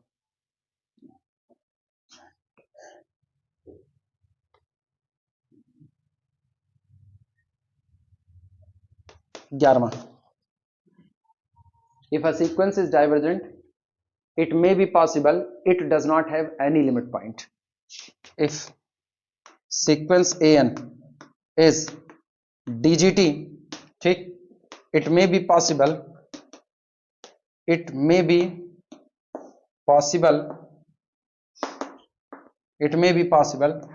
does not have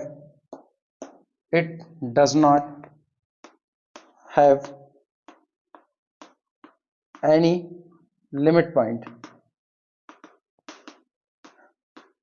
It does not have any limit point. ये कोई भी लिमिट पॉइंट ना रखे. फॉर एग्जाम्पल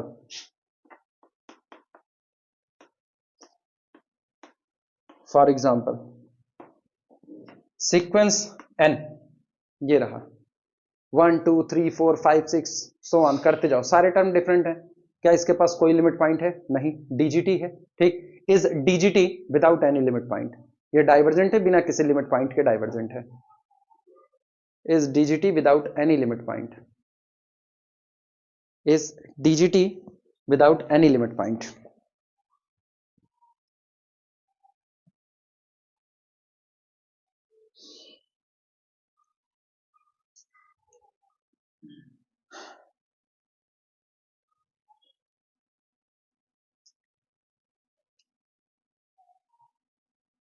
हो गया. कुछ बातें और जो तुम लोग ऑलरेडी जानते ही हो वो भी इसी में शामिल होती हैं. जैसे एक वो बात आती है कि रेंज के पास लिमिट पॉइंट है तो वही आपके सीक्वेंस का लिमिट पॉइंट बन जाएगा. लेकिन आपके सीक्वेंस का लिमिट पॉइंट रेंज का लिमिट पॉइंट हो ये कोई जरूरी नहीं है. If sequence has limit point this does not implies that range also has limit point. But if range has limit point it means sequence also has limit point. 12वें पर आएगा.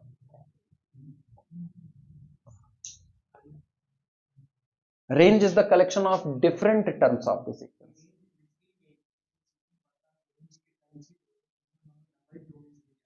किस पे? हाँ, different terms of sequence form range. Different terms of sequence form range. Or some particular pattern of the terms of range form sequence. आपकी जो range I है, range के कुछ पर्टिकुलर टर्म जो आपके रेंज के टर्म हैं उनको उठा के किसी पर्टिकुलर सीक्वेंस पे सजा डालो तो आपका सीक्वेंस बनेगा, या किसी पर्टिकुलर पैटर्न में सजाओ तो आपका सीक्वेंस बनेगा. जैसे मेरे पास रेंज आई 1 2 3, रेंज आई 1 2 3, तो अब रेंज 1 2 3 है, इससे आप डिफरेंट सीक्वेंस बना सकते हो. कितने डिफरेंट सीक्वेंस बना सकते हो? मतलब कि अरेंज नहीं, हाँ मतलब वाली बात नहीं है ना. प्लेसेस, और हर प्लेसेस कितने तरीके से भरा जा सकता है. सीक्वेंस देखना A1 A2 A3 up to so on. ये हुआ ठीक। अब हम आपको केवल और केवल 3 नंबर दे रहे हैं, 1 2 और 3। तो पहला प्लेस कितने तरीके से भरा जा सकता है? 3 तरीके से, दूसरा 3 तरीके से, तीसरा 3 तरीके से, अप टू सो ऑन। तो इसका मतलब सारे प्लेस कितने तरीके से भरे जा सकते हैं? 3 टू दी पावर अलिफ नॉट। क्लियर हुआ कि नहीं? आप कितने तरीके से कांस्टेंट सीक्वेंस कितने बना सकते हो? 3। अरे मैंने 4 उंगली क्यों दिखाई? 3 केवल 3 ना। ये 1 1 1 सो ऑन, अगला 2 2 2 सो ऑन, अगला 3 3 3 सो ऑन। बोल 3 उंगली 4 दिखा रहे हैं यार, और किससे कहोगे?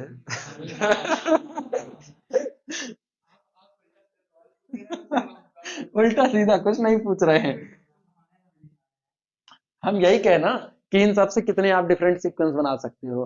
तो 3 आप कांस्टेंट सीक्वेंस बना सकते हो, लेकिन डिफरेंट सीक्वेंस आप इनफाइनाइट बना पाओगे। ठीक, रीजन है ना, आप पैटर्न खुद सोचो, आपको भरना क्या है। सोचो अभी हम क्या बना रहे हैं, जैसे हम 1 2 3 1 2 3 1 2 3 रिपीट करते जा रहे हैं। आप ये बनाओ 1 1 2 2 3 3, अच्छा फिर 1 1 2 2 3 3, आप ये बनाओ। हाँ या ना? अब ये सब अलग अलग हैं, ये अलग सीक्वेंस है, ये अलग सीक्वेंस है। आप 1 को 3 बार रिपीट करो, 1 1 1 2 2 2 3 3 3। अगली बार आप 4 बार रिपीट करो, 5 बार रिपीट करो, 6 बार रिपीट करो, क्या रिपीटेशन खत्म होंगे? हर बार 1 कितने टाइम्स रिपीट होगा? Finite times. हर बार 2 कितने टाइम्स रिपीट होगा? Finite times. हर बार 3 कितने टाइम्स रिपीट होगा? Finite times. लेकिन ये पूरे टर्म टोटल कितने जा रहे हैं? इनफाइनाइट जा रहे हैं। ये पता चल रहा है। कोई ऐसा सीक्वेंस ना बनाना गलती से, ये 1 1 1 सो ऑन चलता जाए इनफाइनाइट तक, फिर 2 2 2 सो ऑन चलता जाए, ये इन्फिनिटी खत्म नहीं हुई, तुम शुरू कहां से कर दिए? तो हर बार कोई पूछे ना कि क्या ये वाला सीक्वेंस है, नहीं ये सीक्वेंस नहीं, इसमें रूल ही नहीं क्लियर है। समझे? सीक्वेंस मैपिंग है नेचुरल नंबर सेट से। यहां पर जब तुम नेचुरल नंबर के सेट से मैपिंग लोगे, 1 1 पर इंगेज होगा, 2 1 पर इंगेज होगा, 3 1 पर इंगेज होगा, 4 1 पर होगा। अब इधर वाले खत्म नहीं, उनको इंगेज कहां कर पा रहे हो? कर पाओगे? नहीं कर पाओगे। ठीक, लेकिन आप जब ऐसे सीक्वेंस बना रहे हो तो सोचो इस तरीके से बनाते हो, ये कभी नहीं बनेगा। कि बनेगा कभी? किसी के दिमाग में कंफ्यूजन तो नहीं आ रही है? इस तरीके के पैटर्न में चलते चलते एक बार ऐसा आएगा 1 1 1 1 1 1 1 इनफाइनाइट टाइम्स नहीं होगा, क्योंकि आप 3 बार किए, फिर 4 बार करोगे, फिर 5 बार करोगे। हर बार जब आप एक और 1 आगे बढ़ा रहे होगे, वो फाइनाइट ही हो रहा होगा। क्लियर हुआ कि नहीं? तो 1 कितनी बार रिपीट होगा? Finite times. 2 कितनी बार रिपीट होगा? फाइनाइट। और 3 भी कितनी बार रिपीट होगा? Finite times. हर स्टेप फाइनाइट टाइम्स रिपीट हो रहा है।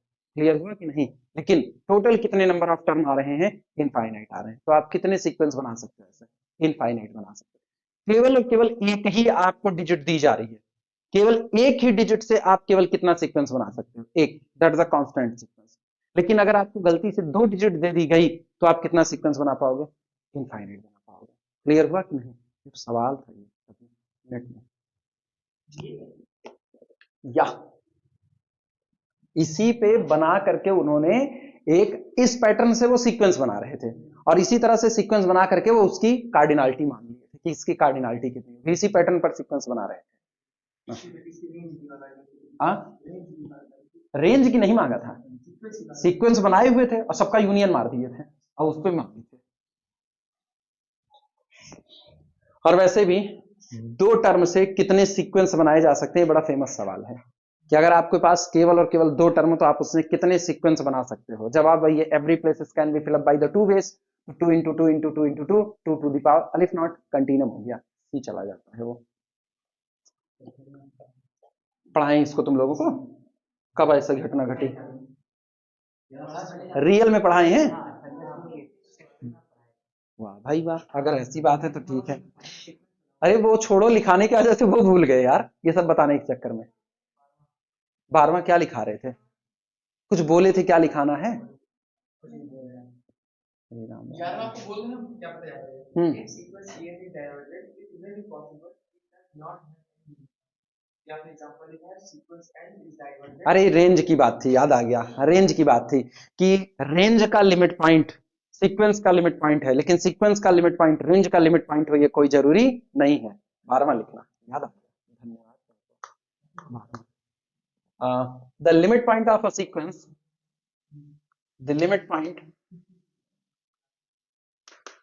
नहीं, the limit point of range of the sequence, the limit point of range of sequence an, ठीक, must be a limit point, must be a limit point, must be a limit point of sequence an, but converse need not be true, converse need not be true। Range का limit point sequence का limit point हो सकता है, लेकिन sequence का limit point range का limit point बने कोई जरूरी नहीं है। It may be possible that sequence have limit point but range does not have any limit point. यही इसी के साथ अटैच कर देना। It may be possible that, it may be possible, it may be possible that sequence an have limit point, but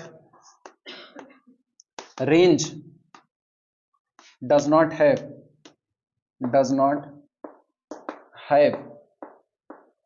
any limit point, भैया सबसे famous दो example हैं इसके पास, सबसे फेमस। ये ऊपर वाली ही बात है, समझो फॉर एग्जांपल में हमने कह दी है। अब एक होता है कांस्टेंट सीक्वेंस, जिसके पास लिमिट पॉइंट कौन होता है, खुद वो टर्म ए, और उसकी रेंज सिंगलटन सेट होती है, और सिंगलटन सेट का कोई भी लिमिट पॉइंट नहीं होता है। क्लियर हो गया, बात ही खत्म हो गई। क्लियर हुआ? क्यों? क्योंकि रेंज एक सेट है। सेट के पास लिमिट पॉइंट तभी आएगा जब सेट इनफाइनाइट ऑर्डर का होगा, वो उसकी नेसेसरी कंडीशन है। तो अगर किसी भी सीक्वेंस की रेंज फाइनाइट हो गई, अब यहां से तुरंत एक रिजल्ट और दिमाग में आ जाता है कि अगर किसी सीक्वेंस की रेंज फाइनाइट सेट है, then range never have limit point. If the range set of a sequence is finite, then range never have a limit point, but sequence may have limit point. Clear हो गया कि नहीं? ठीक, example पे यहीं पर डाल देना। एग्जाम्पल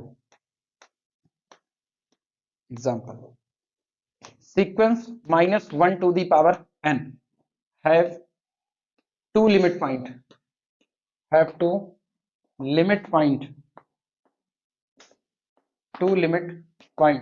-1 and +1, ठीक। बट लेकिन range set -1, +1 does not have any, लेकिन इनके पास कोई भी लिमिट पॉइंट नहीं होते हैं।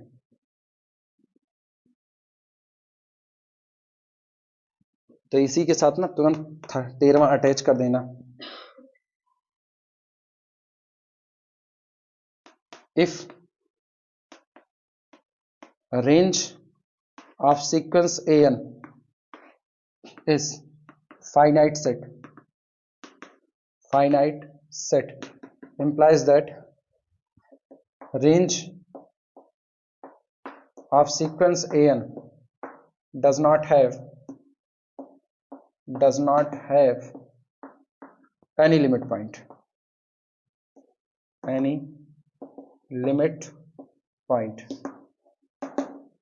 तब रेंज के पास कोई भी लिमिट पॉइंट नहीं हो सकता, क्योंकि फाइनाइट सेट के पास लिमिट पॉइंट नहीं होता है।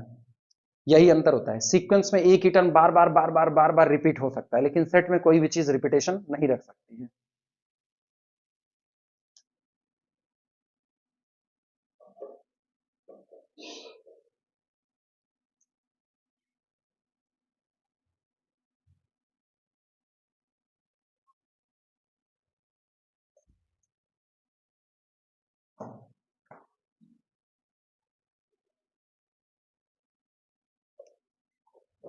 हो गया। कन्वर्जेंट सीक्वेंस के पास कभी भी एक से ज्यादा लिमिट पॉइंट नहीं हो सकते हैं। कन्वर्जेंट सीक्वेंस के पास केवल और केवल एक ही लिमिट पॉइंट होता है। क्यों? क्योंकि कन्वर्ज करने के लिए जरूरी है कि आपके लिमिट इंफीरियर और लिमिट सुपीरियर आपस में कैसी आ जाए, बराबर आ जाए। तो अगर आपके पास दो लिमिट पॉइंट हुए, एक इंफीरियर सबसे छोटा वाला, एक सुपीरियर सबसे बड़ा वाला, ये दोनों बराबर होंगे और वही आपकी क्या बन जाएगी, लिमिट बन जाएगी। तो ये बातें याद रखना, every convergent sequence has only one limit point, that is limit itself. बस इतना ही रहेगा।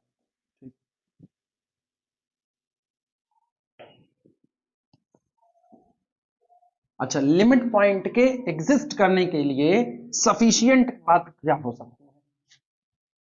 लिमिट पॉइंट के एग्जिस्ट करने के लिए सफिशिएंट बात क्या हो सकती है? थोड़ा सा दिमाग लगाओ तो बोल सकते हो।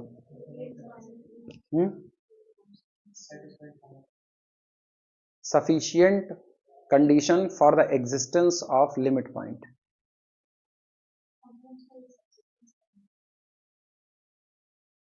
कम से कम एक सब सीक्वेंस कन्वर्जेंट होना चाहिए। सब सीक्वेंस कन्वर्जेंट कब होगा? कम से कम एक कन्वर्जेंट होना चाहिए बस। सुनो बच्चे, सीक्वेंस एन, इसका सब सीक्वेंस सुनना, 1 1 1 सो ऑन। क्या सचमुच इसका सब सीक्वेंस है? क्या इसका ये सब सीक्वेंस है? नहीं है। रीजन?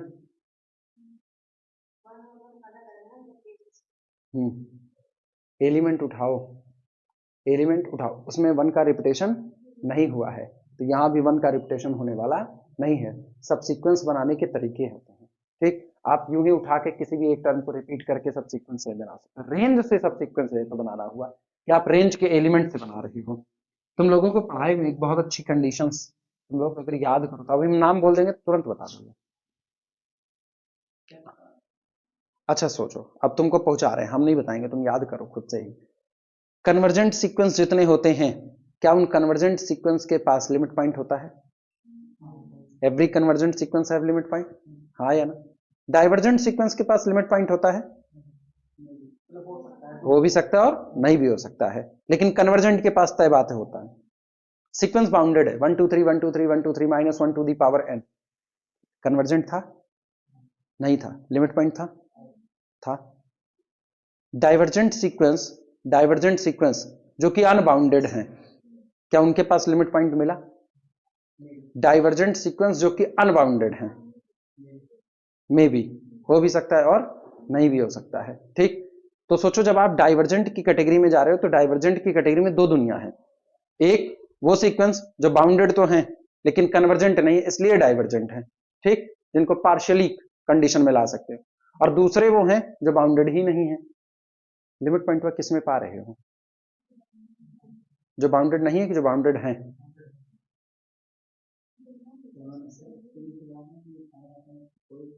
हाँ, और कन्फर्मली किस में पा रहे हो? कन्फर्मली किस में पा रहे हो? कन्वर्जेंट नहीं, बाउंडेड में। कन्फर्मली पा रहे हो बाउंडेड में, ठीक। बस, if a sequence is bounded confirmly must have limit point, उसके पास लिमिट पॉइंट होगा होगा।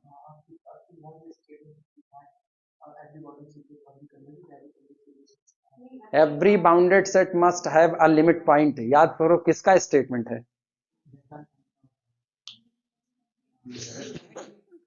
किसका स्टेटमेंट है ना? हाँ हाँ, थोड़ा और सुधार लो, सही जा रहे हो, सही जा रहे हो, थोड़ा और सुधार लो। वेस्टास को रहने दो, एक और लोगों को ला दो।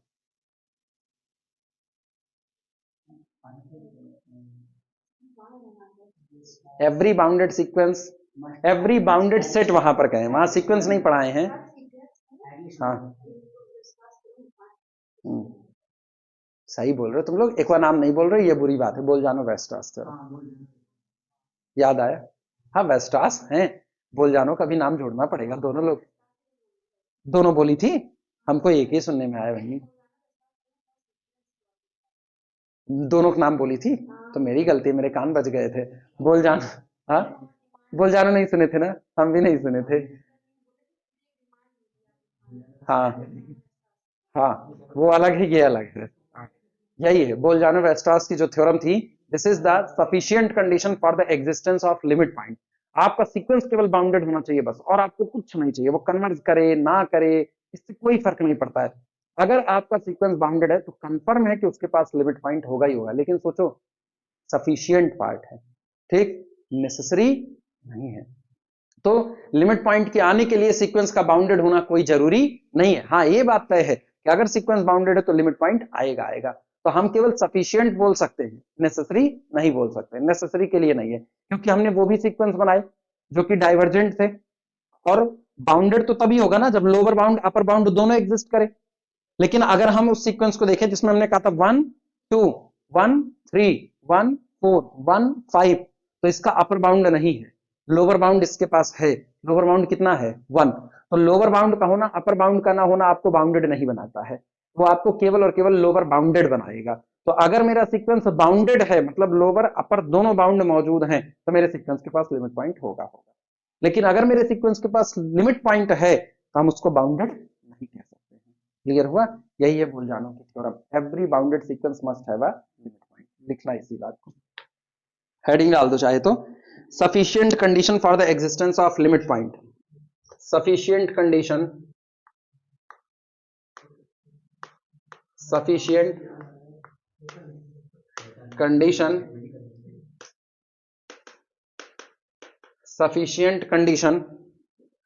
for the existence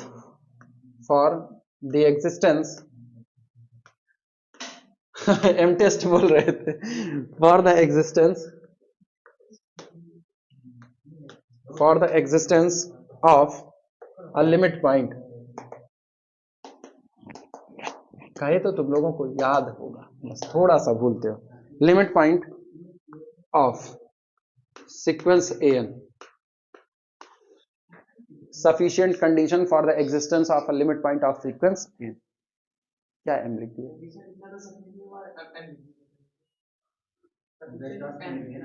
बोल यार, m तो कहीं नहीं आ रहा है। अच्छा, वो बगल में बतियाते बतियाते m कर दिए। लिखना बोलजानो वेस्टॉस थ्योरम।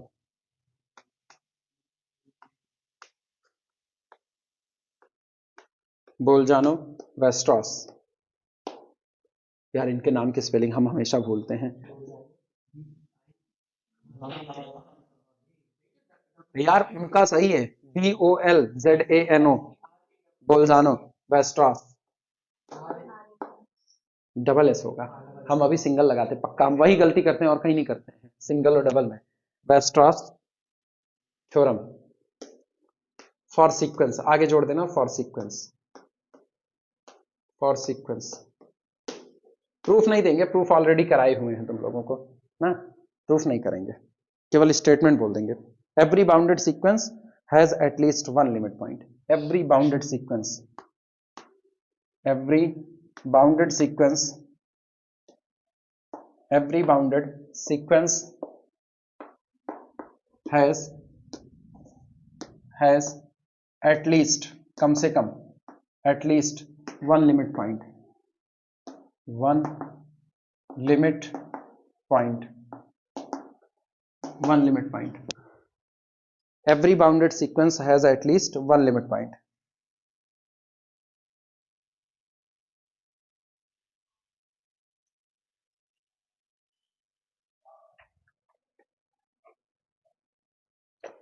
कॉम्पैक्ट सेट याद है? कॉम्पैक्ट सेट,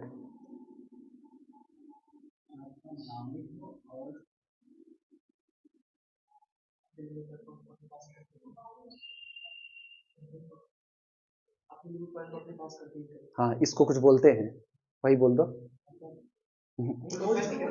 हाँ, every set which is closed plus bounded known as compact set. ठीक, हाँ अभी इसमें वो भी बात आ जाएगी। कॉम्पैक्ट हम सेंटेंस इस्तेमाल करेंगे, चाहे तो वही ब्रैकेट में लिख देंगे, वो ज्यादा सही रहेगा।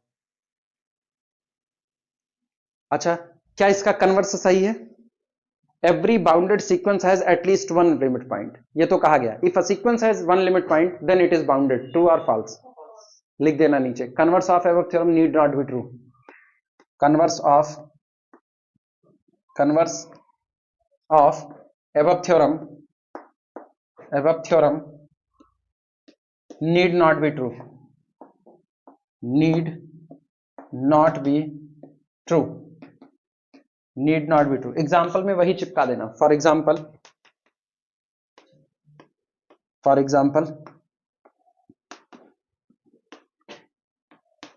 1 2 1 3 1 4 so on, ठीक, has 1 as limit point but it is not bounded, ये एक लिमिट पॉइंट तो रखता है लेकिन ये बाउंडेड नहीं है, ठीक। तो दुनिया में जितने भी बाउंडेड सीक्वेंस आपको मिलेंगे उन सब के पास लिमिट पॉइंट होगा, यानी उनके लिमिट पॉइंट एग्जिस्ट करते हैं, लेकिन अगर किसी सीक्वेंस का लिमिट पॉइंट एग्जिस्ट करता है तो हम उसको बाउंडेड कहने की गलती नहीं कर सकते हैं।